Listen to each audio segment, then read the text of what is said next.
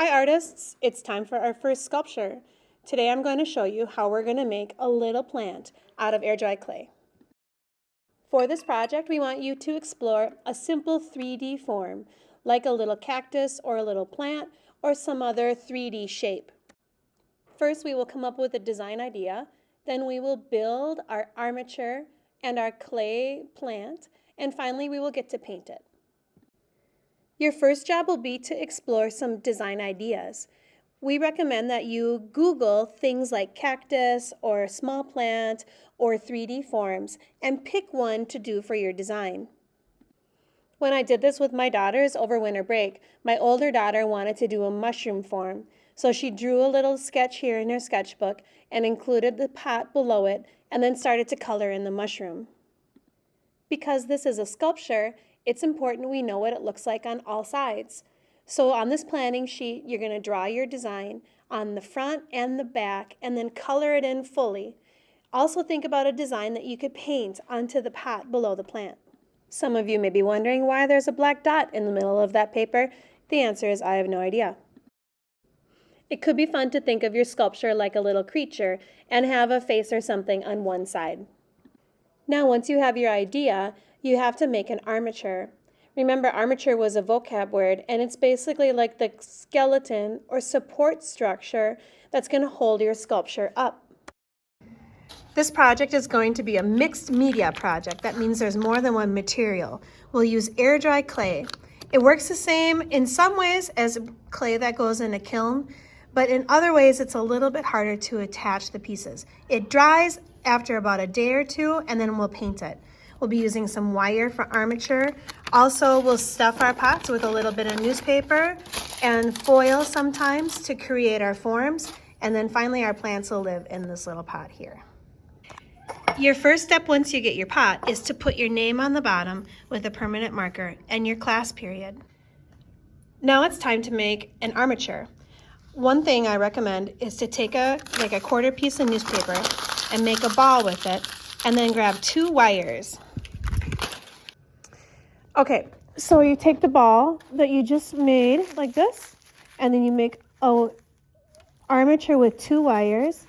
You tie them almost in a knot like this, and then I'm going to stick the ball in the middle of the wires, and I'm going to pull it tight like this, and then I'm going to jam it down into my pot. Now, so that this doesn't pull back out, pop over to the glue gun station. Here's the glue gun station. It's all heated up. Don't touch this part or the hot glue that comes out. And squeeze a little hot glue in the bottom. Push it back in there. Push it down. And you could even put a little bit more along the sides. And now as it dries, you'll be able to build your armature and it won't pull out of your pot. Now I can use these 2 wires and attach my plant onto these, and it'll help ground it into the bottom of my pot. So here's my quick design I made. A little 2-armed cactus with a face and a flower on its head. So now with this armature, I'm going to start to twist the wires to create these different forms. So I'm going to need kind of a part that's the 2 arms. This can be 1 arm here. And it's best if you just kind of twist it. It gets a little stronger the more you twist it. And then I'll make the other arm. And finally, I'll make the head. I'm going to kind of twist this back on itself. Now I'm going to wrap clay around this armature and make it more 3D. Okay, now my armature is ready to add some clay. We have enough clay that each student will get about 1/3 of a package of clay. Now this is air dry clay, so the more it's exposed to air, the more it dries out, and you can't use it once it gets too dry. So we're going to tuck it over and put it back in the Ziploc when we're not using it. And then this piece here, I know your first instinct may be to smash it or poke it or break it or play with it, but what we want to do is expose it to the least amount of air as possible. So the first thing I'm going to do is just take a little piece off and start to stuff the top of my pot. This will help create a little layer that'll dry nice and hard and support my plant. Okay, doesn't have to be too thick, but it should go under the plant, around all the sides, and hopefully you have enough newspaper in here that you're not going to use up too much of your clay lining your pot with some of the clay instead of your plant. The next thing we'll do is roll out some slabs and cover our armature. Now to roll out a slab, you may have a rolling pin, or you may just be able to use your hand like this and flatten it out. You could even use a marker or any other round tool like this to get it to be even and flat so that you can wrap it around the arms of your sculpture. So I'm just going to break a piece here. I'm going to put the armature in the middle, and I'm going to take this and I'm going to wrap it around, kind of like a little blanket for one arm of my cactus. Look at that. I'm going to do it now with my other one. Wrap it around. Nice thing about the slab is that it kind of gives you an even amount of clay. Not too much, not too little. And then it also creates a lot of surface area. Okay, I still have some clay left, so I'm going to do my top part of my cactus now.